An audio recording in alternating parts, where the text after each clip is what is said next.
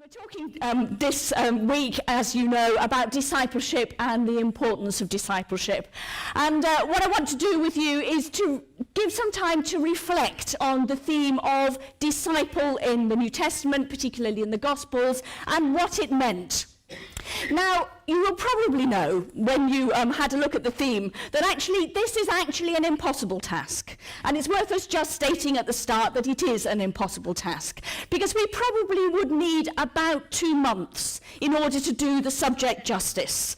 The theme of discipleship throughout the Gospels is such an important one, and it's finely nuanced, and it has different representations in the different Gospels. And so therefore, on one level, what we're just going to be doing in today and tomorrow morning is skimming the surface. So if you're sitting there thinking, but she hasn't said, you should see the list of hundreds of things that I didn't say, that I cut out while I was preparing for this session.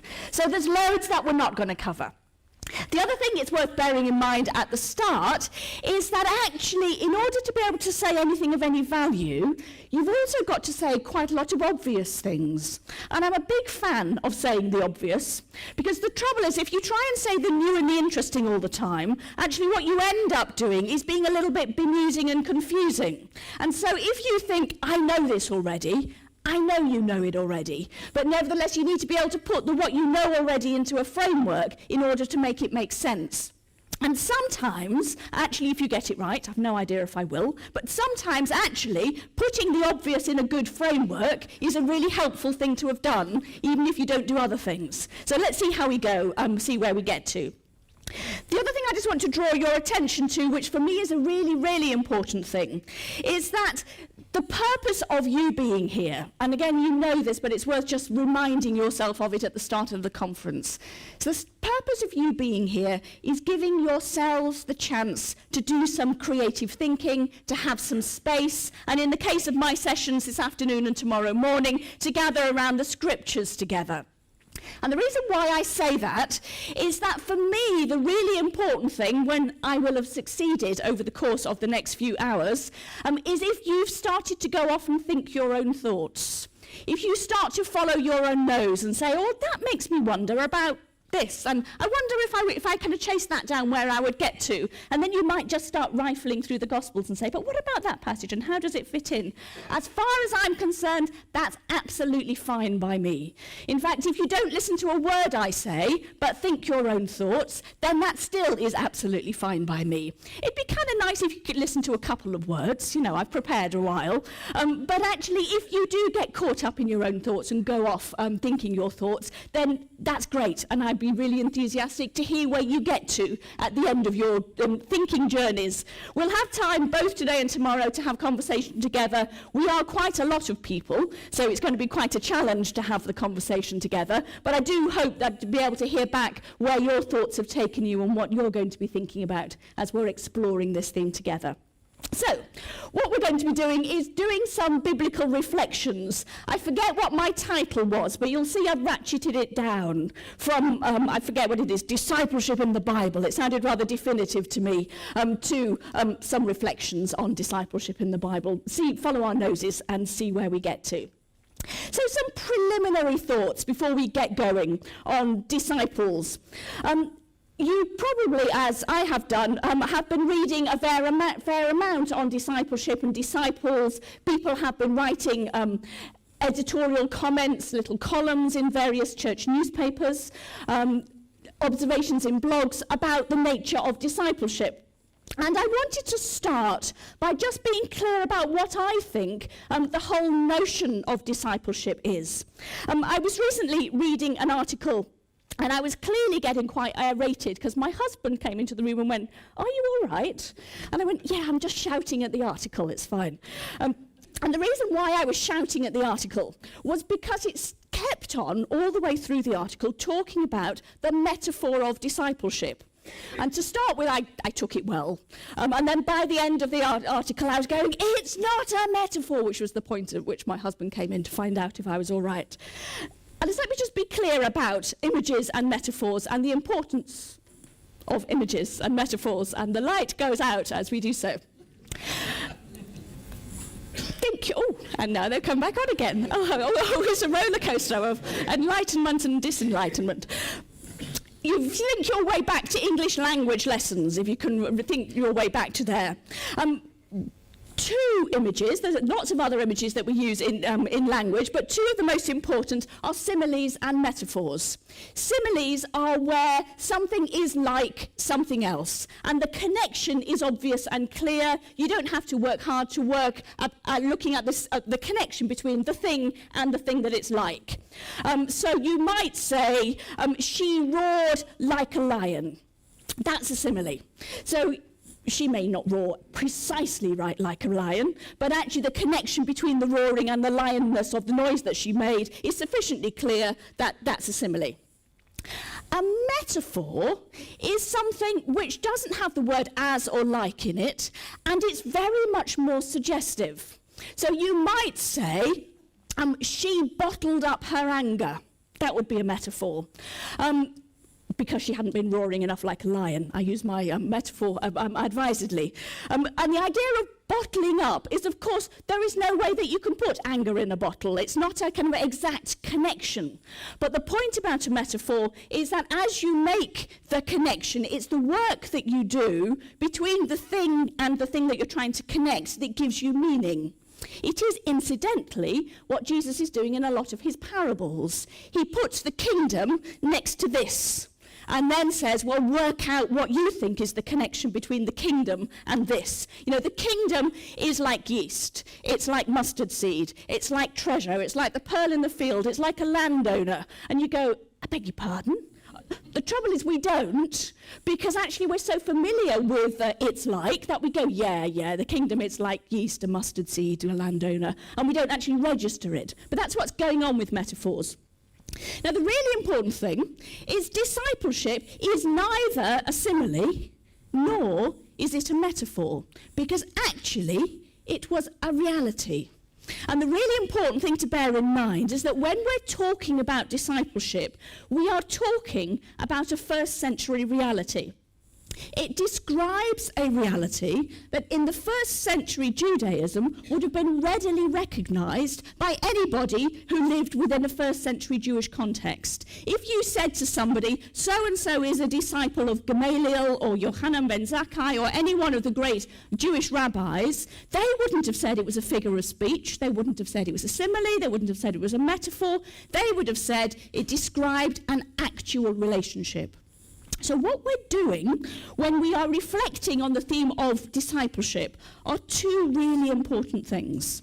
The first is that we are recognizing that we don't have master discipleship relationships anymore. They were real, we don't have them. You know, you don't see rabbis wandering around very often these days with disciples following. So I'm just trying to get my mic a little bit further away. Does that sound a bit better if it's a bit? No, it's still. How about that? No? Up a bit? Down a bit? How about that? Is that? No, it's still not better, is it?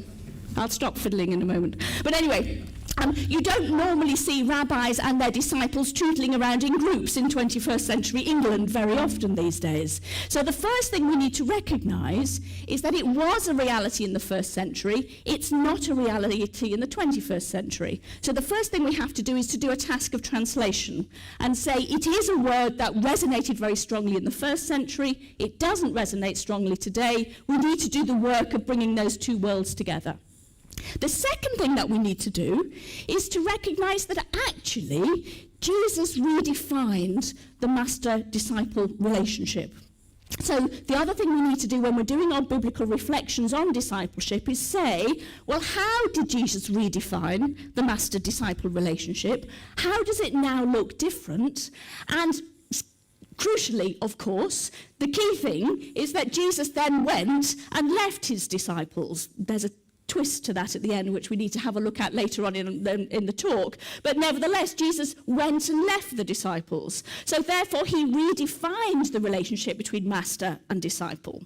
So when we're talking about discipleship, we're doing two things. Well, three things. The first thing we're doing is we're saying this is not a figure of speech. It's an actual relationship that's going on, and we need to recognize that this is an actual relationship. It's an actual relationship, second point, that made sense in the first century and makes makes less sense in the 21st century and needs to be reinvested with meaning in the 21st century. And third point is that actually in any case, Jesus redefined what it meant to be a disciple, and we need to work out how he redefined it in the light of what was going on in the first century. Guess what we're going to be doing in the course of the next hour or so? That's what we're exploring, and that's what I wanted to lay down for you so you get a sense of that.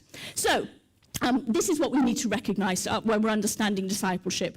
That it refers to a familiar reality from the first century, that it refers to a reality for a group of people who were Jesus' actual disciples.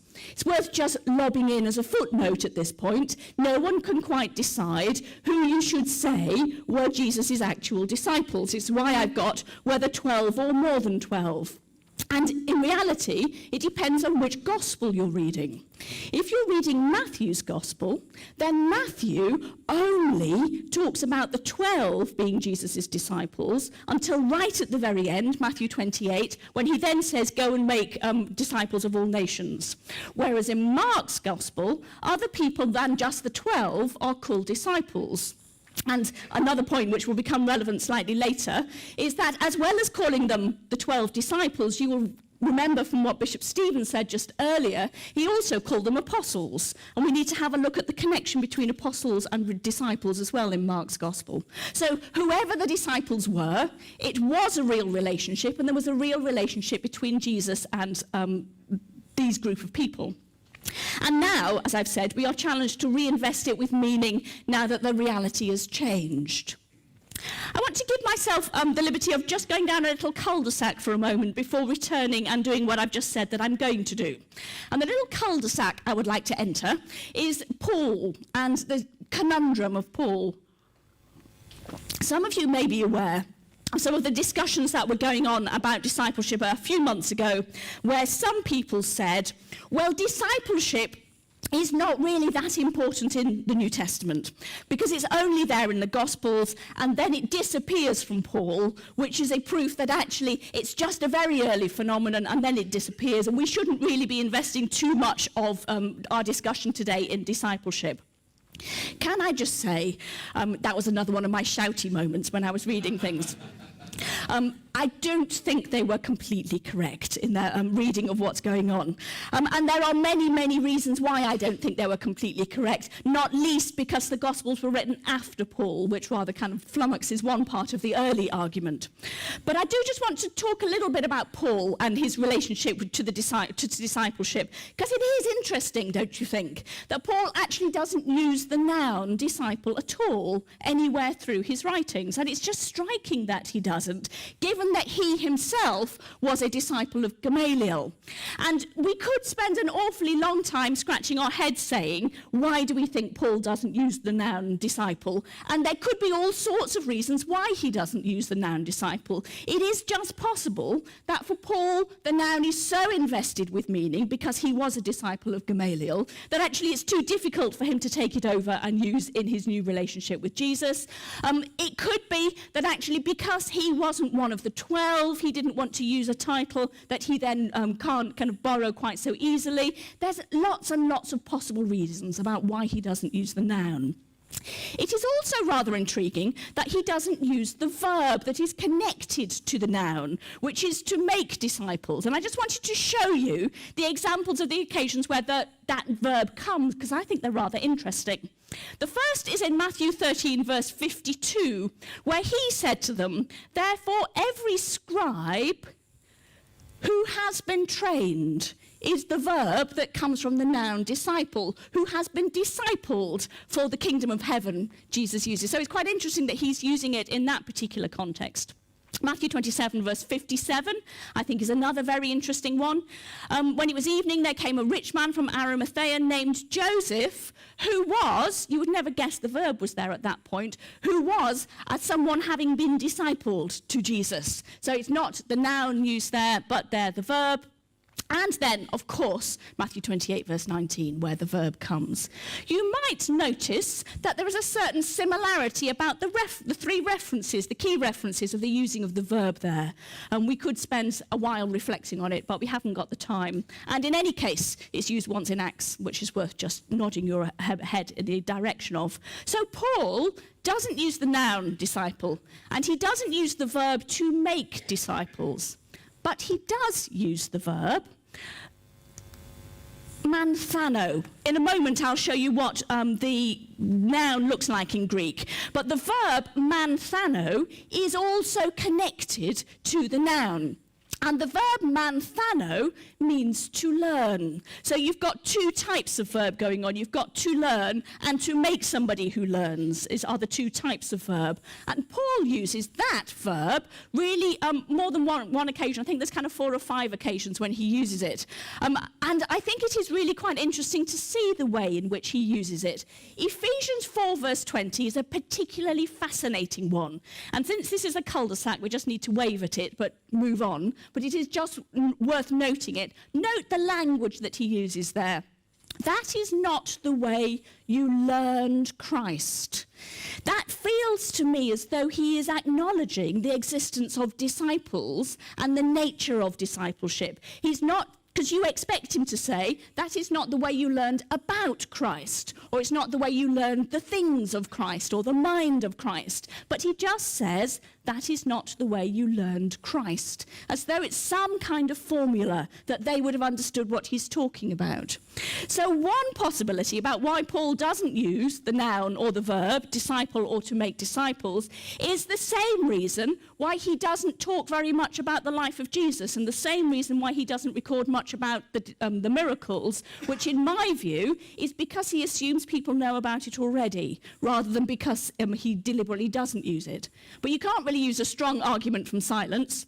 So having waved at Paul, we will now move on into the Gospels.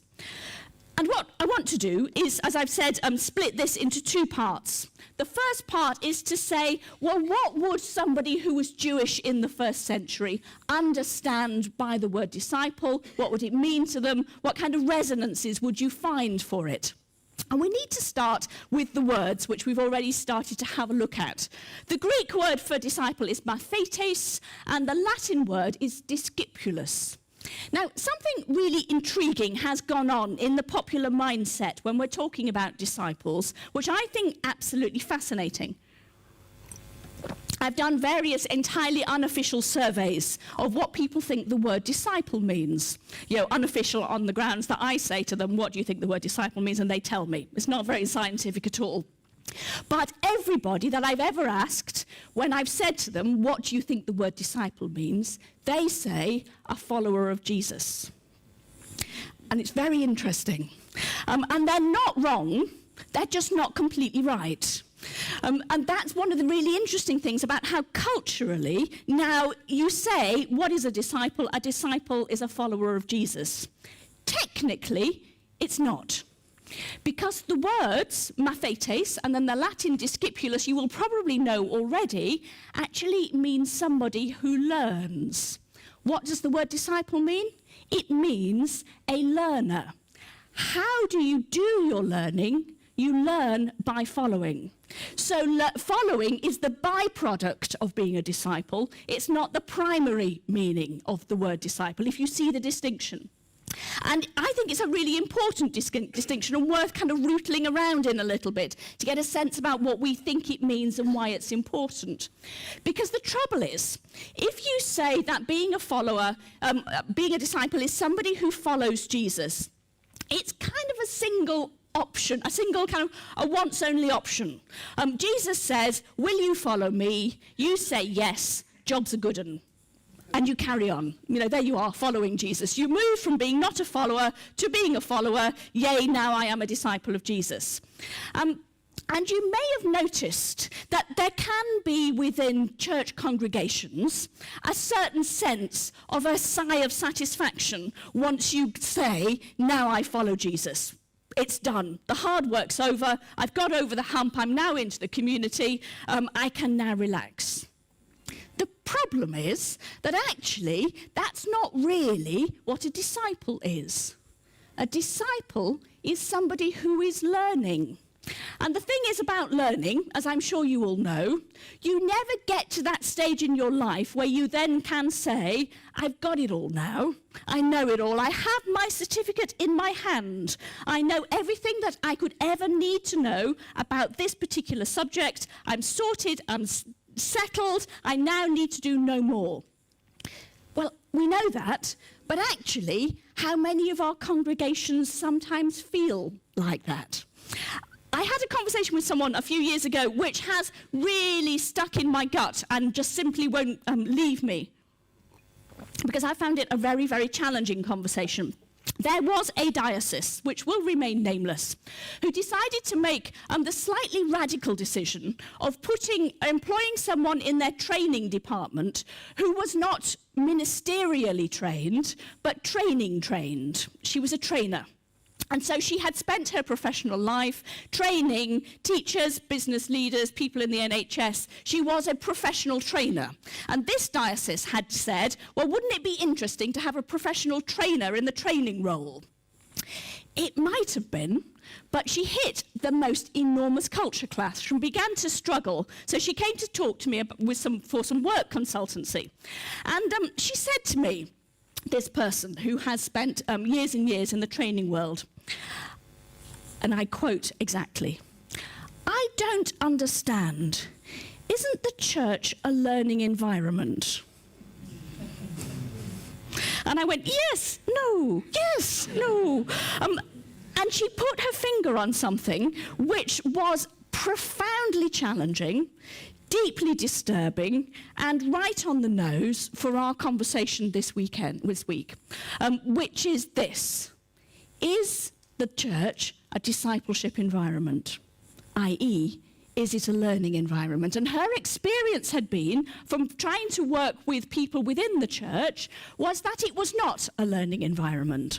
And the reason why that becomes so profoundly challenging is that actually, if we're not a learning environment, we're not a discipleship environment. And what therefore does it say if you have to acknowledge that we're not a learning environment? So you can see why the conversation has haunted me for the past few years. And it seems that actually, until we can begin to redefine disciple in a much clearer way, to say we are a community that learns and learns and learns and learns, and we do it by following Jesus, that until we can kind of re-get that, kind of turn the focus, actually we will be continuing in that difficulty, that challenge that she's raising. There's something else I just want to draw your attention to here, which I think is a very important one, which those of you who are teachers will know all too well, and probably most of you will know anyway, but particularly those of you who are teachers, which is that there is a huge difference between teaching and learning. On a really, really good day, it happens once every 20 years or so, what you thought you would teach is what somebody else learns.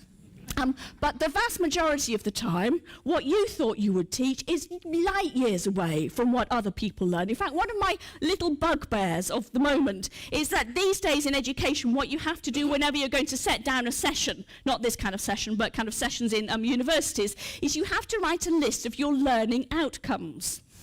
And I always want to say, well, I don't know what the learning outcomes are going to be. I can tell you what my teaching goals are going to be. Those are very clear. But my experience from doing this for 20-odd years is what I think they're going to learn is completely different from what they do actually learn. It's not bad, it just is. And actually what we learn develops not primarily through teaching. And the reason why I say that here is that one of the temptations when you're beginning to have a look at discipleship and the whole question about learning from Jesus is, you see it time and time again when people start looking at the question of learning from Jesus, is they go to Jesus's teaching. Now, Jesus's teaching is really important. Don't get me wrong, vitally important. It's one of the crucial ingredients for understanding who Jesus thought he was, what he was trying to communicate. But what we know, as we will learn all too clear tomorrow morning, is what Jesus thought he was teaching the disciples, and what the disciples learnt were not the same thing. And so just as I have the experience, it kind of makes me feel better. I have the experience. Jesus also had the experience. Jesus' learning outcomes were not always fulfilled either. But it gets you into the recognition that actually when we're talking about discipleship, we're actually talking about something that is much bigger than we often think about. Because one of the regular conversations I often have with people about discipleship is that discipleship often can boil down to your teaching agenda, what you want people to learn. And I say, as a co-author with Stephen of the Pilgrim course, that we have had what we wanted people to learn out of the Pilgrim course, but actually what they do learn is, again, very, very different from probably what we had in our minds originally when we wrote it. But equally, discipleship does not take place only through teaching. And this is where you get into this definition of what a disciple is. Because the disciples learnt, as you will remember, from Jesus' teaching. They learnt from his, the things that he did in the miracles. They learnt from the conversations that he had. They learnt from all sorts of different things. The thing that makes a disciple is somebody who learns while knocking around with Jesus. It's not about the teaching. It's 5% about the teaching. 95% of the time, it's learning by being in the presence of Jesus. And that seems to me to be kind of right at the heart of what we're doing when we're trying to define what a disciple is. Let me continue and reflect a little bit more on disciples in the first century. Early hints of disciples. And one of the interesting questions is to ask, well, where does the theme of discipleship come from? Can we trace it back earlier than the first century? You might be really intrigued to know that actually it's quite hard to trace it back earlier within Judaism, much earlier than the first century. Technically, the word disciple is never used in the Septuagint. That LXX there is the abbreviation for Septuagint, and the Septuagint is the Greek translation of the Hebrew. So you might look for the Greek word disciple in the Old Testament to see where it comes. Interestingly, it barely comes in the Old Testament. But having said that, it might be barely there, but I think the concept is there, and it's worth just kind of looking at the concept, because I think it's quite an interesting one.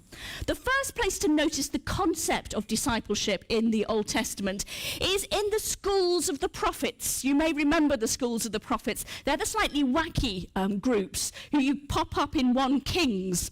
There's a great story of one of the schools of the prophets where one of the sons of the prophets wants to go and grab the king's attention. So he went to one of the other members of the schools of the prophets and said, "Hit me." Do you remember the story? And he declined to hit him, so he went off and he was eaten by a lion, I seem to remember.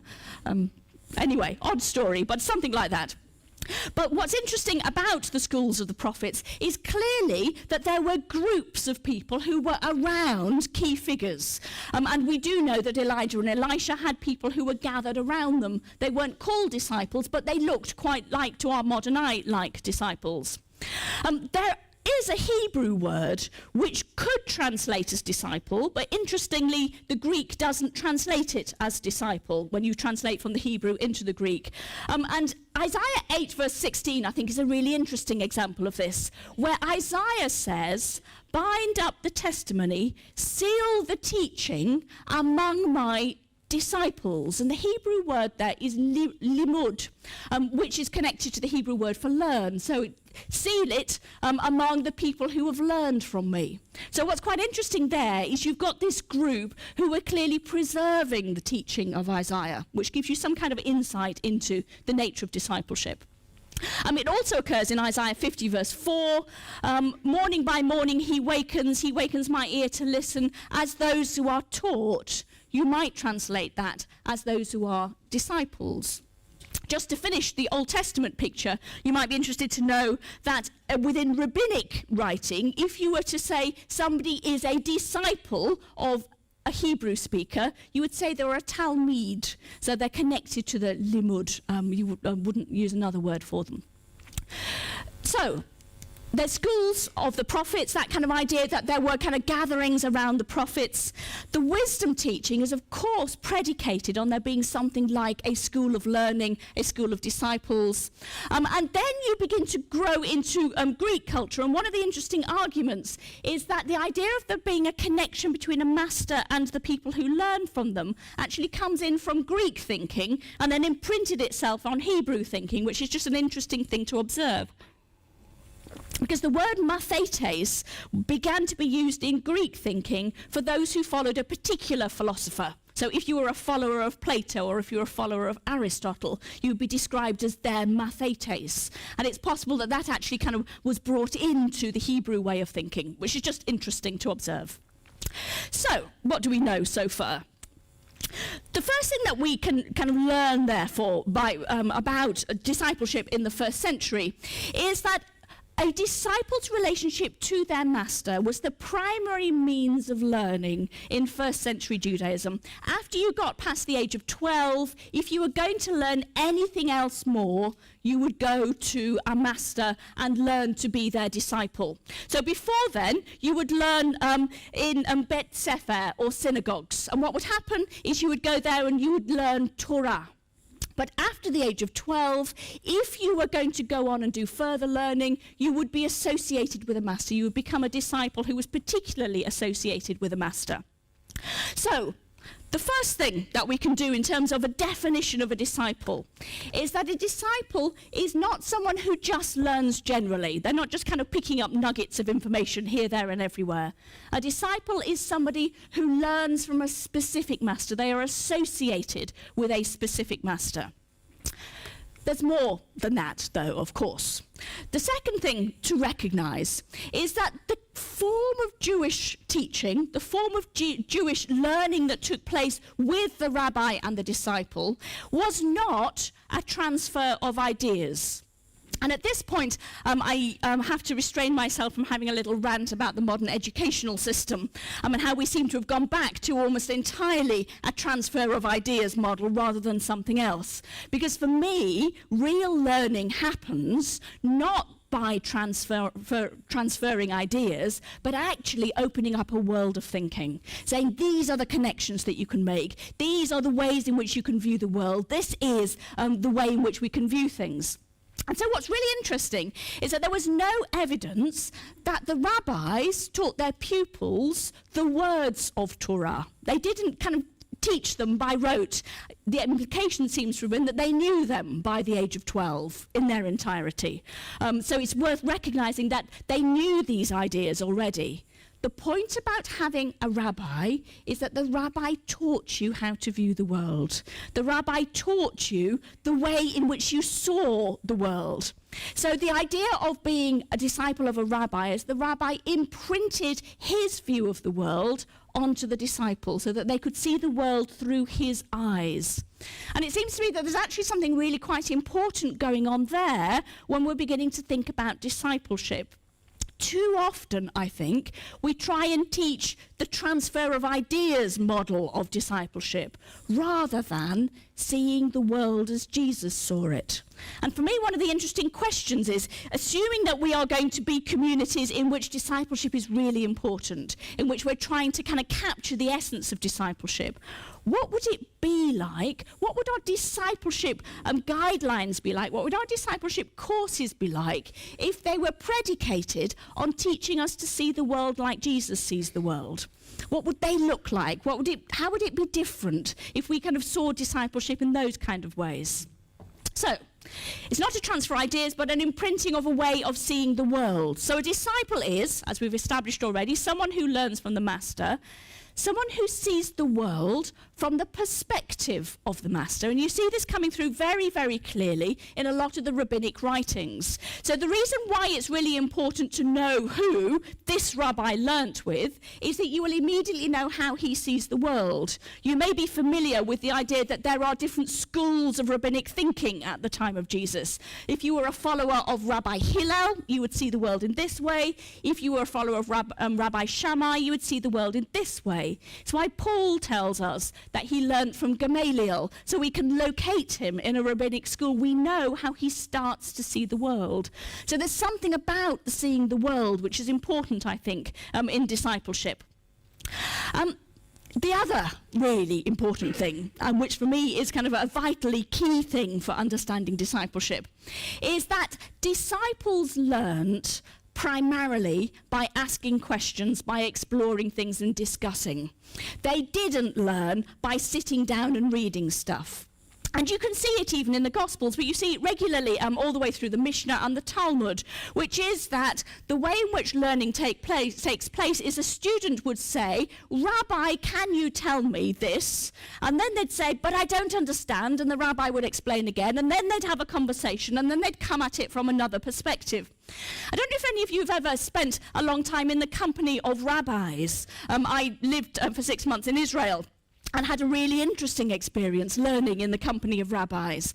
And one of the really bemusing things that happens when you spend a long time in the company of rabbis is that, say there's 3 of you in the room, 2 of them are rabbis and there's you, and you're having a conversation. You'll establish what this person thinks, and you'll establish what that person thinks, and then halfway through the conversation, they'll suddenly change their view, apparently, and start arguing something else. And on a couple of occasions I said, "What? I don't understand what's going on. I thought you thought this." And they said, a really important part of rabbinic discussion is you cannot have a discussion until all the views are present in the room. If there aren't enough people present in the room to present all the views, then you have to start doing it yourself. And so what they do is they start kind of taking other positions until all the views are present and all the views have been aired, and once all the views have been aired, then the proper perspective on the world can be held.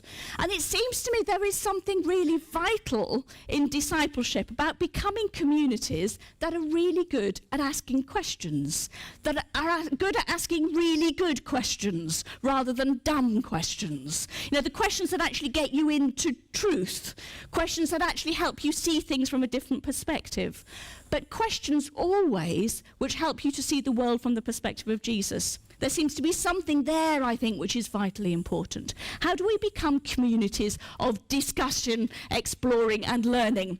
I am fully aware of the irony of me saying this while I'm standing up here talking at you while you're all sitting there quiet. You're not going to be quiet forever. But there is, I think, something quite important there in understanding the nature of a disciple. So a disciple, a first century disciple, was someone who asked really good questions, a good questioner, a good discusser. And connected to that, someone who engages in lively discussion in order to understand the worldview of the master. Again, it's not a transfer of ideas model. It's about being able to see the world through the eyes of the master, of the rabbi. The final question that I have been asked this question so often that I felt the need just to drop it in at this particular point. Those of you who are aware of this question will know where I'm going, but let me explain it for those of you who don't know. It became very popular kind of 5 years ago or so, it might even be slightly longer than that, to talk about disciples as people who need to be covered in the dust of the master. You find it, I'm going to show you a quote from Rob Bell in Velvet Elvis. He quoted it quite extensively. People like John Ortberg. There are a number of people from the States who define discipleship in terms of being covered in the dust of the master. And in the end, I was asked the question so often, I went off to discover where it came from and why it was important. You'll notice that I put 2 question marks on the end of it, because the jury's out for me on whether it's a good image or not. No, it's not. I think it's a great image, whether there's enough evidence for the image or not. The reason why it was really popular and it kind of really took on in certain circles is it's a brilliant image. I'll read you the quote from Rob Bell so you can see what I'm talking about the image. The idea of being covered in the dust of your rabbi came from something everybody had seen. A rabbi would come to town, and right behind him would be this group of students doing their best to keep up with the rabbi as he went about teaching his yoke from one place to another. By the end of a day of walking in the dirt directly behind their rabbi, the students would have the dust from his feet all over them, and that was a good thing. you can see why the image is a great one. It's a very vivid image, and you can see in your mind's eye, there's Jesus, the disciples are behind him, covered in the dust that he's flicked up while he's walking. The idea is that you are covered in kind of what comes off as the master walks off in front of you. And you can see that actually the image becomes a very affective one. But over the years, people kept on saying to me, well, where does it come from? What's the stories that give rise to this? And I spent ages trying to find it. I think I might have found the passage now. There may be others, and if anybody knows any other passages, then do come and tell me. But I think it comes from this passage in the Mishnah, Mishnah Avot 1 verse 4, which reads, "Let thy house be a meeting place for the sages," which would be another, you could always translate that as rabbis, "and sit amid the dust of their feet and drink in their words with thirst." And sitting amidst the dust of their feet is probably where this lovely image was picked up with and then kind of expanded by people like Rob Bell and John Ortberg. The Hebrew for sitting amid literally means be powdering yourself with. So it might not mean sit, it might mean let your house be a meeting place for the sages and be powdering yourself with the dust of their feet. I think sit amid probably sounds slightly better, doesn't it? So the idea is therefore that you are attached to the dust that comes from the rabbi. When I said I was in two minds and ended up with my double question mark, I'm not sure whether that passage quite gives enough evidence to support the lovely story.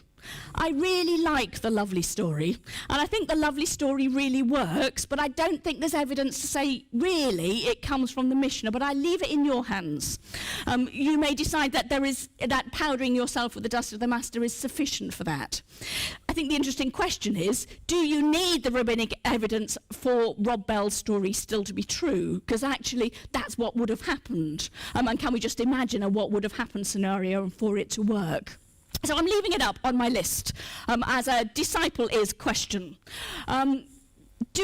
Is a disciple covered in the dust of their master? They certainly live around with their master, and there's some great passages in the Talmud about a real student. A real student goes to, and I can't even remember the exact, I read this in an American book, so it's an American translation. Bearing in mind this is from the Talmud, a real student of the master goes to the bathroom with the master. I don't know what the Hebrew is, but the implication is you follow them everywhere and you see everything that they do. And in other places they say a real student of the master goes into the bedroom of the master, and you kind of go, it doesn't really translate into a 21st century context, but you get the idea. That actually a real student is someone who spends the entirety of their time with Jesus. And actually one of the things we might want to add on to our list there is the phrase that I used earlier. A real disciple is someone who knocks about with Jesus, who just spends time in the company of Jesus. Covered with dust or not, the point is still the same. They spend time in the company of Jesus. And for me, one of the real challenges about discipleship and discerning discipleship and becoming people who are good at discerning good discipleship is actually, how do we help people today to knock about in the company of Jesus? How do we do that? I think one of the real dangers of discipleship is that what we do is we train people into church rather than into spending time in the company of Jesus. Again, I was at a conference a while ago and somebody asked a very kind of resonating question to me, which was that when I became a Christian, he said, I was invited to join the family of God. And I went to join the family of God and all I got was meetings. And it seems, again, to be a very kind of striking and kind of challenging question, is when we are introducing people to the life of discipleship, how can we be sure that the master that they're following is truly Jesus and not us? Truly Jesus and not other Christians? Truly Jesus and not the life of the church? One of the things I always am tempted to say when I hear conversations going on is, you do know that the reason I'm a Christian is not other Christians. I mean, there's nothing wrong with you, most of you, you understand. But the point is that we don't say, come and join this attractive, wonderful group of people. It'll be so lovely. You'll have such a great time. That's not the point. The point, of course, is that we're following the Master.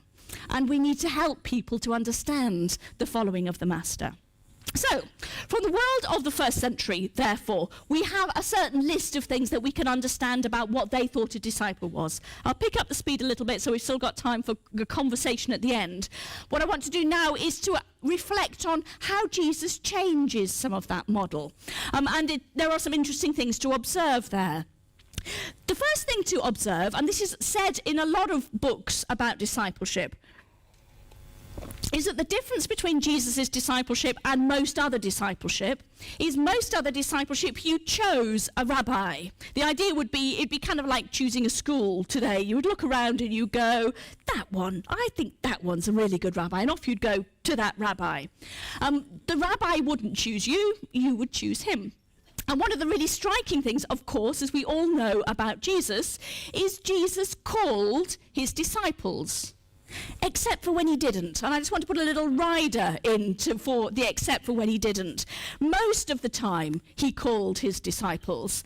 But Luke 9 is a really interesting example, because you've got 3 discipleship candidates in Luke 9. And just notice the different dynamic of what goes on, because I think they're quite interesting. You have the first one, where someone says, I will follow you wherever you go. The implication of the context is that's his idea. He's selected Jesus and said, I will follow you. And then in verse 59, you have another one where Jesus said, follow me. And then he says a few excuses first. And then you're back to 61, I will follow you, Lord. It's an interesting question about whether they were asked first or whether they just followed first. But I think it is nevertheless worth observing that, we'll skip over that and get at this point, that they were called by Jesus, or at least most were called by Jesus. Some weren't, but most seem to have been called by Jesus. And there is something, I think, very, very significant about the recognition of the nature of discipleship, which is about hearing and responding to the call of Jesus. It's not a good idea. You don't just sit down and kind of work out your formulae on a piece of paper and go, at the end of the day, logically, I've worked all the way through. I think the best thing to do with my life is follow Jesus. There may be some people who do that, but in my experience, the vast majority of people are just called inexorably by the person of Jesus. Jesus still calls today, come, follow me. And the reason we follow is not because it's a good idea, but just because we've got to. We have no choice about it. I'm regularly asked by people, why on earth do you do the kind of things that you do? The answer is because I've got to. I haven't got a choice about it. I am held in that most loving, masterful grip of Jesus. I have no choice but to follow. And I think one of the really challenging things for all of us is that question of how do we allow the voice of Jesus to speak again, to speak clearly so that people can hear and follow. The other really interesting element about following Jesus is, of course, the fact that we are called to commitment. Go back to Luke 9. You will see immediately from Luke 9 that actually Jesus has a very high bar of expectation of what it means.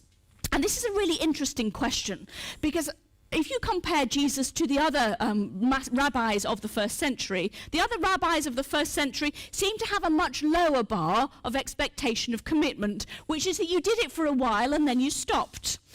There's various different models about how long people would follow a rabbi for, but somewhere between 2 and 6 years. Of course, the big difference between Jesus' rabbiship and other people's rabbiship is simply that Jesus expects a lifetime. He doesn't go, I'll have you for 18 months and then you can go off and do your own thing. And there is something profoundly unfashionable and therefore profoundly challenging for us to be very clear about. This is a commitment. My daughter and I were having conversations about commitment yesterday because she had started doing something and hadn't really fancied carrying on, and we had this conversation about the nature of commitment and the importance of commitment. And it's a really striking one, isn't it? It's actually, how do we begin to communicate something about the lifelong commitmentness of discipleship to Jesus? I think is another one of the challenges when we're thinking about the nature of discipleship.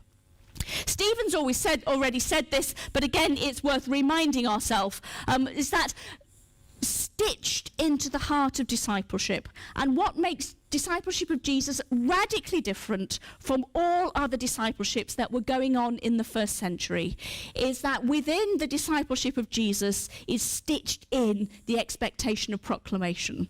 And I don't think I can say this strongly enough, actually. There are no other rabbi discipleship relationships that went on in the first century that had any expectation of you going out to proclaim anything. The whole point about being in a relationship with a rabbi was you did it for your own benefit, or possibly for his benefit, but not for anybody else's benefit. You would learn, and what you learnt was what you learnt, and then you might talk to other people, but you never were sent out to proclaim it. I think one of the really striking and very important elements about Jesus' call to discipleship is that it is about learning and proclamation. You learn through following and then you proclaim. And there seems to be something I think really vitally important to stop and think about the radical nature of what that would have felt like in the first century. I think people in the first century would have simply been bemused about the fact that actually Jesus is saying, come follow me, now go. I know, there's another example. So we've got Mark 1:17, I will make you fish for people, and the Luke 9 that we've seen already. Let the dead bury their dead, but as for you, go and proclaim the kingdom of God. The very first thing that this unnamed disciple is sent to do is to proclaim, not to learn first. And there's various things I think are worth just kind of pausing and thinking about there. Back to learning. We are, as I've established, not a particularly good learning environment, except for when it avoids us doing something. Then we're really good at learning. I don't know if you've noticed how much, even you have that inner urge. Somebody asks you to do something, you say, well, can you train me first? I'll just go on a little course. And once I've done the course and I've got my certificate, then I'll go on the next course. And once I've finished that course, then I'll probably go on another course. I'm a lifelong student, so I'm one of the worst of these. But one of the really striking things about the dynamic with Jesus is that Jesus sends people out to proclaim before I think they're ready. If I had been on the panel that went, do we allow these disciples out to proclaim the kingdom? I would have said, definitely not ready. Certainly not this one. He's not even knocked around with Jesus yet. He's just said, Jesus said, follow me. And then he says, go and proclaim. And he goes, wait. He's got to learn something first. Apparently not. And one of the really striking things you'll see from tomorrow is tomorrow we're going to have a look at 3 passages from Mark, 4, 6, and 8.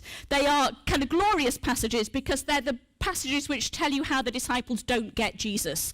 They miss him, and then they miss him again, and then they miss him again. And Mark 4, they're all boat scenes. And in Mark 6, just after the disciples had spectacularly misunderstood everything about who Jesus was, Jesus sent them out to proclaim the kingdom. And you go, are you stark staring mad? We've just established they don't know who you are. How can they go out and proclaim the kingdom?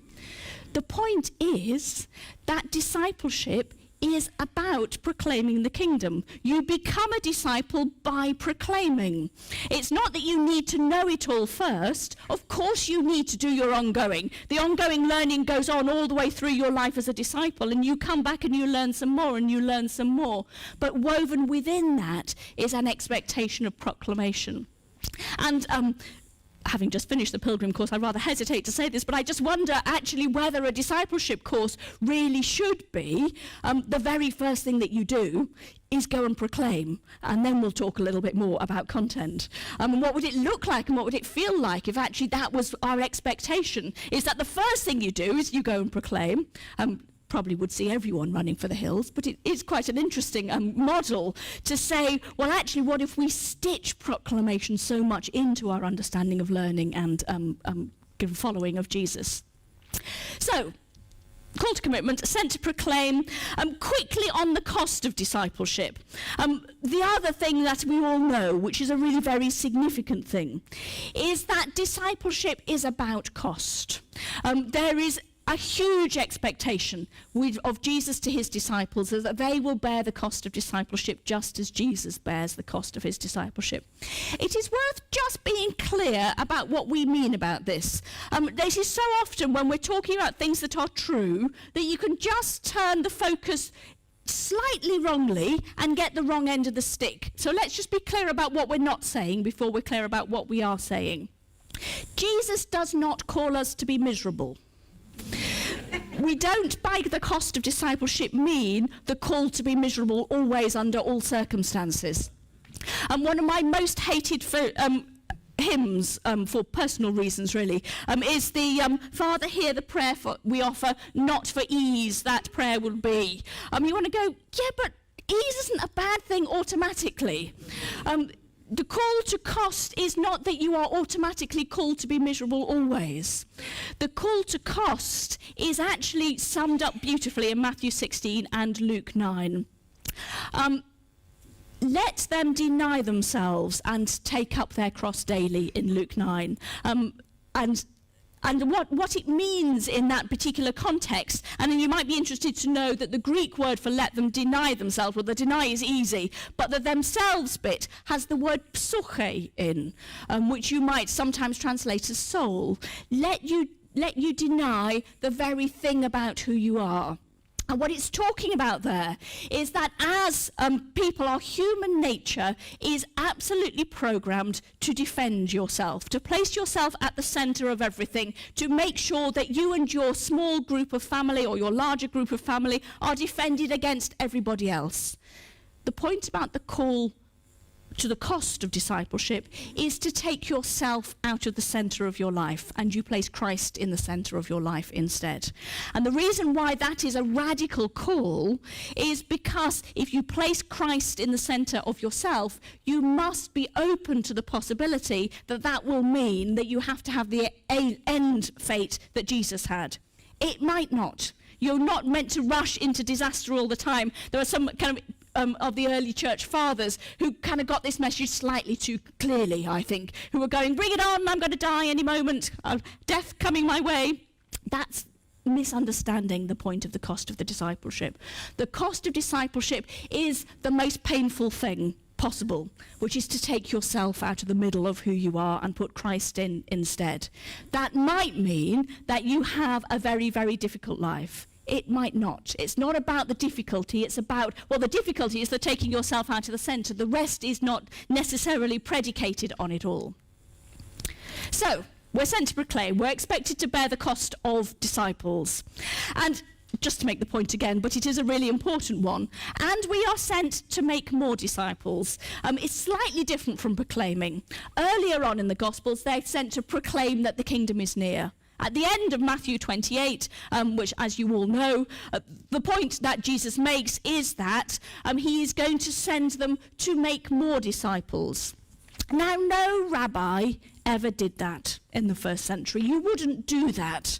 The point is that this rabbi teaches these disciples. That's the connection that goes on. And when these disciples are done, a new batch come in and he teaches these disciples. You don't send your disciples out to make more disciples.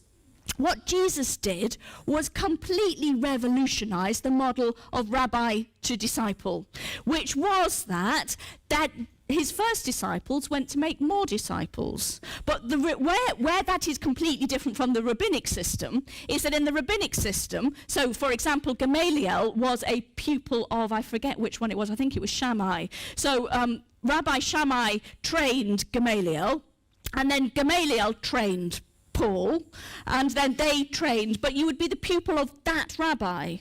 The point of what Jesus is saying here is that you send out the disciples, but the master stays the same. I don't become the rabbi because I'm making disciples. Jesus remains the rabbi. You're just passing on the discipleship. So you'd have the same master, though different disciples, but passing it on. And there is actually something really, really important about the recognition that Jesus' discipleship is about the passing it on, it's about the making more disciples. Before I end, I just want to make one final point about Matthew 28, and then we'll kind of go back to the list and see what we've learned so far about the nature of discipleship. I have a little bugbear about Matthew 28, and it's the word go. I really dislike the word go in Matthew 28. The Greek word is poreuomai, which means to travel. It doesn't have go in it at all. And the trouble is, if you say go, like if I were to stand here and say go, then the implication would be, you're not to, incidentally, that you would all get up and go and I would stay here. That's the implication of the word go. I'm here, you're gone, and off you've gone. But actually, to translate it like that is completely to misunderstand Matthew 28, because you have to read to the end, where it says, I am with you always. It should really be translated as come, not go. Jesus is going outwards now to the whole of the world. He's not saying, off you go. I'm not sure how you're going to fare. Come back and tell me later on whether you've done a good job or not. What Jesus says is, now let us all go together to the ends of the world. And I am with you always. The reason why this relationship of making disciples works in the case of Jesus is because Jesus comes with us. Of course, Jesus comes with us, but it is a vital element to the understanding of the master-disciple relationship.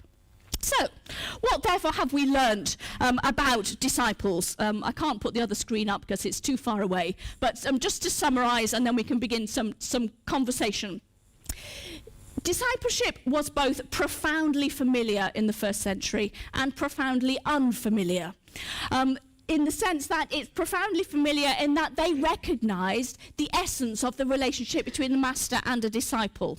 But what Jesus did was take an actual relationship and turn it on its head. He brought in some radically new understandings of what it means to be a disciple. He calls people. He doesn't wait for them to choose them by himself. He calls people into commitment. He sends them into proclamation. He expects them to bear the cost. He sends them out to make more disciples. That list could go on and on. It's not exhaustive, but it just gives you a sense of the way in which Jesus uses the model and then changes the model. So my question, I think, that we can bounce outwards now into conversation together, is actually how do we use this image, and I'm now going to use the word image, because it was a real relationship in the first century. They knew what a master and a disciple relationship was. I am absolutely committed to keeping the master-disciple relationship as our primary image for talking about Jesus. But how do we now use it in the 21st century in a way that makes sense, in a way that actually resonates with people, in a way that actually has some meaning to it? The people who are very critical of the language of discipleship are those who are saying, well, it doesn't make any sense anymore. To which I always want to say, well, let's make it make sense then, and then it will make sense and it'll be all right. But actually, how do we make it make sense? What do we need when we're talking about the nature of discipleship to put in place so that it begins to make sense? There may be all sorts of other things that you want to talk about as well. We've got 6 o'clock is when we absolutely end, but we can end before that if we have run out of energy and steam. Can I suggest that you turn to your neighbour for a while and just begin to explore some ideas about what do you think we need to think about in terms of discipleship? How do we make it make sense in the 21st century? And then we'll have a conversation together and see where we get to. We've got 2 microphones. This is going to be something of a challenge given the room layout. Your entertainment for the afternoon is watching the people with the microphones wending their way to the people who want to speak. And if you want to have great enjoyment, I always think the best thing to do is have someone at the front and then someone right at the back, because then they've got to run if they can. Anyway, anyone got any comments, observations? And incidentally, if you want to disagree with me as well, that's absolutely fine. Oh, so someone right down here already following my adage? Oh, I've got to wend now, haven't I? And is there anybody else who wants to line themselves up for microphone number 2? There we go. And then we'll go to you 3 after. You were saying about Paul and discipleship. Yes. Paul said, I am an apostle, the least of all the apostles. So there's a reference there for the fact that Paul did think that he was an apostle. Well, As for the dust, when you leave a town, shake the dust off your feet. Yeah, absolutely. There was lots of dust in the first, dust was not an issue in first century Palestine, bags of dust. And that's, in a way, the reason why the image works is, of course, they would have been covered in dust. It's whether there was kind of a rabbinic background for it. The stuff on the apostle is a really good thing to raise, I think. I think sometimes we are slightly too pedantic. I love being pedantic, but sometimes we're slightly too pedantic about the words, about our words, because we try and make a very big distinction sometimes between apostle and disciple. And as I'm just trying to establish, actually, we are all called to be apostolic disciples, because the first thing Jesus says is go. Or come, depending on which way you want to look at it. But the point is that we are people who are an essential part of discipleship is being sent. So the apostolic discipleship element, which is why often people talk about missionary disciples these days. So yes, Paul uses the apostle word, though not the disciple word, which is just a really interesting thing to observe. And again, why that is, hard to say, but really interesting to notice that he kind of picks up one of them. Now we won't. I suppose I was just thinking about the process of training, Yes. training ordained public ministers, training lay colleagues, training that we provide perhaps in parishes as well to equip people to do work, that we quickly fall into that pattern of saying there is a series of learning objectives, the things people must know in order to go out and do these things. Whereas if we take that pattern of discipleship that you've laid out for us seriously, then the more fundamentally important part of all that is what I would understand from my theological college background is formation. Yeah. It's the knocking around with Jesus stuff and being able to talk about these things in that context that enables you to go out and do that with others later on. Absolutely. I'm very struck by that. Yeah, no, and it constantly strikes me that we have the things the wrong way round often. The other thing that I'm really intrigued about Matthew 28, and this might, in fact, actually, can we just go back to the screen, to my screen? And I'm always slightly hesitant to say this, but it is really striking in Matthew 28 that Jesus gets it the wrong way round. Or does he? Because he says, go and make disciples, which is the main verb, doing two things, baptizing them and teaching them. And you want to go, surely it should be teaching and then baptizing. And it might be entirely coincidental. It might not be chronological. It might just say, go and make disciples, and there's two things that you do, baptizing and teaching all at the same time. It's just very striking that it's the wrong way round. And I just wonder whether often we do get things the wrong way round. We just want to do you know this, do you know that, do you know the other, whereas actually the really important thing is, tell me about your encounter with Jesus and the rest will fall into place. Thank you. Paula, thank you very much. I really appreciated your focus on learning, and also that it's not learning as in just transfer of information. However, part of me is thinking about the cultural difference between Jesus' time and Jesus' followers, learners, and ours, which is, of course, they had a shared foundation, if you like, in Torah, and in a particular way of seeing the world in which Yahweh was central, all that sort of stuff, which we, of course, can't assume. And so there is the whole question of how that is learnt and how that comes into the mix. Absolutely, and I couldn't agree more. One of the biggest problems we've got for understanding the New Testament, let alone anything else, is that the New Testament writers know your Old Testament in Hebrew and Greek, and therefore they put all their little allusions in. And I think one of the real challenges is actually how do we become people who can really engage in the way that they did. And I think what I'm trying to do is swing a pendulum, and what happens when you swing a pendulum is you always kind of go too far in it. Teaching is really important to me. Teaching the Bible is really important to me. Teaching facts is really important to me. This is an essential part, and it was also essential to Jesus. It's what the Sermon on the Mount is for. What I'm just trying to do is to say it is really, really important, but we cannot for a moment think we've done it when we have taught people everything that they need to know whenever that moment comes. But actually, if we communicate all the truths of the gospel, they're not necessarily a disciple if they're not knocking around with Jesus. And it's that I'm trying to push. But thank you for picking it up, because it is a really important thing to say in swinging the pendulum. Let's not lose the really important stuff. Oh, great. I'm working on the principle that you're finding the people for me while I'm talking. Lovely. Paula, I really enjoyed your talk, and especially what you said about discipleship being key, this relationship with Christ in our life. But I think what's important sometimes is to not make this dichotomy between the church and Christ himself. And actually, when we look at, say, discipleship in the early church, this idea of mystagogy, to enter into the life of Christ through the church. And sometimes if we just see the church as a practical vehicle for training and Jesus as this mystical figure who we have a relationship with, we lose that sense that it's through the church that we enter into this relationship with Christ, that we become disciples. And although the church is messed up and is a pretty difficult institution to deal with at times, it is still fundamentally and truthfully the body of Christ, the agent through which we become disciples. Thank you. Yeah, again, really important corrective. I couldn't agree with you more, and one of my great passions is the kind of the corporate language in Paul and the body of Christ and the significance of that, and the experiential change that happens when you become a part of that mystical body of Christ. Absolutely with you.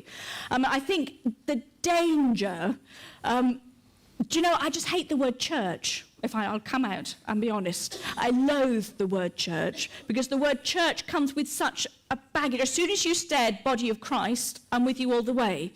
The trouble is the word church comes with such a baggage of stuff that I really struggle. This is my prejudice, so feel an entire permission to disagree with me. But I think there is something about, if the word church, and maybe I've just been on General Synod for too long, but you know, the word church says to me all the stuff that I can't do, and all the stuff that kind of must be kind of factored out, and hours of debates, and hours of kind of, and not actually that mystagogical, that kind of mystical encounter with Christ. So maybe that's just me. Maybe it's just my own inner prejudice. But I think there is something about trying to recognise that constant being brought back to the faithfulness of Christ. And of course, we encounter Christ through the body of Christ, and how that happens. And, you know, if that happens in a PCC meeting, absolutely fabulous. But does it, I suppose, is the question. But thank you. I do agree. I'm just thinking out loud. Lovely. I'm intrigued by you talking about teaching and learning, and talking about learning the way that we teach. Being involved as a governor in a local school, Ofsted now judge a lesson not as good if it's well taught, but if people have actually learned, the students have actually learned. And I just find myself wondering if that same thing was applied in some of our churches and some of our groups and some of our sermons, how outstanding would some of our teaching be when actually people aren't learning? And I'm just intrigued that that's the way it's going. I'm just going to leave that hanging, because I think that's enormously challenging. And how do we test the learning? How do we test? Because of course it's the learning, in a way the Ofsted is much easier to do, because there's stuff that you're meant to know, that you're meant to have learned. What we're meant to learn is Jesus. How do you test whether we're learning Jesus? You know, that kind of Ephesians quote, the learning Christ. And so, but thank you, very, very, very powerful. Oh, I've got two. Who was first? I think you're next. Yeah, go on. No, you go first. Go first. Go. You've got the mic. You're holding the microphone. Yeah. Go ahead. There is one question I'd love to ask you, but I'm going to ask it, but then you might wish to defer it. Excellent. Okay. I like it when people. In which case, I've got a more fluent second question. But the first question I want to ask you is, if you were guiding someone to learn from Rabbi Jesus, okay, and they ask you a question about destiny, how do you think Rabbi Jesus would answer the question, what was Judas's destiny? The reason I'm asking you this question is you've opened a paradigm of discipleship. Now, my context is just having done a service for a suicide in a penal institution, and we did it in front of the cell. And the question was asked by a prisoner. Not a flippant question, but he's wanting to know what's happened to a guy that was hanging in cell because he helped cut him down. Where's he gone? Because he's committed a sin, you know. So how would Rabbi Jesus approach, do you think, that question about destiny? How would he teach that? How would he open that question? If you want to defer it, interestingly, your question became the different question than I thought it was when you started asking it. So I'm going to answer what I thought you were going to say, what I thought you were asking first, and then I'll answer the second bit. What I thought you were asking first was about Judas and what he did, and Judas's sin. And because my view is that Judas's sin was not waiting to be forgiven. His real, I mean, of course his sin was betraying Jesus, but, you know, Peter betrayed Jesus, and you could argue that Peter betrayed Jesus in a more powerful way emotionally, because in Luke's Gospel, Peter looked him in the eye while he was betraying Jesus. In Luke's Gospel, Jesus is there in the courtyard while he does it. But the difference is that Judas gave up and Peter didn't. So that would be one thing. On the suicide question, I think that it would be I think what Rabbi Jesus would do, whenever Rabbi Jesus was asked a really hard question, he asked another question back. It's the method. Yes. The rabbi would yes. use that. Well, I don't know if you've noticed all the way through the Gospels, the really tough questions, he always answers with a question, every single time. And so, in a sense, the question then would be, so tell me what you think.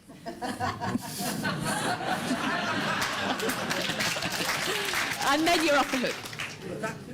That is a method of teaching. It is an absolute method of teaching, and it's one of the best methods of teaching, the asking questions. It's just applicable. Yeah. In that sense. Where are we going now? Oh, we're going here. And I do see various hands. I'm hoping you're seeing them too. I was just reflecting on the asking questions and how fundamental and exciting it is. Because if you think about the group of people who have to learn the most as quickly as possible are youngest children who have to learn an incredible amount of information, and they ask questions and ask questions and ask questions. And similarly, in a church learning group, the people who are most valuable in that group are the people who come who apparently don't know very much, but ask the best questions that really help us all to learn. Yes, absolutely. And it is, I mean, I couldn't agree more. It is that one of the things that always makes me sad is how we knock curiosity out of children. You know, will you stop asking why? You know, I've said it's mine. But why? Just because. But actually, that question why is so vital, isn't it, for our learning and our well-being and our growing. And, you know, maybe on our list needs to be people who are really good at asking why. The thing that really struck me was hitting the nail on the head, which is about relationship with Jesus. Yeah. And just 3 weeks ago, somebody came to faith in our church because they'd seen the beauty of Jesus in somebody else, and that was highly attractive to her. And a friend who'd just come to faith was being baptized, and she shared her testimony before that, and the proclamation of her testimony, just saying, this is what Jesus has done for me. She didn't know anything about the Bible or anything at this stage, but her testimony was so powerful. The woman who heard it came to faith that Sunday. She was baptized actually this Sunday, so that's within 3 weeks. But both those people are hungry for more of Jesus, and actually helping them to experience more of him is what strikes me as discipleship's really all about. But there comes a point where the experience requires explanation. And the explanation, we've adopted the system that you're talking about. If somebody has a question and say, well, what do you think about that? And actually refusing to answer the question for quite some time, and then actually going to Scripture with them, and actually how the Holy Spirit reveals truth. And there comes a point where you need to give some measure of explanation, but helping them to ask the questions, it strikes me as being a very significant point in their journey when they discover something for themselves looking at Scripture. Thank you.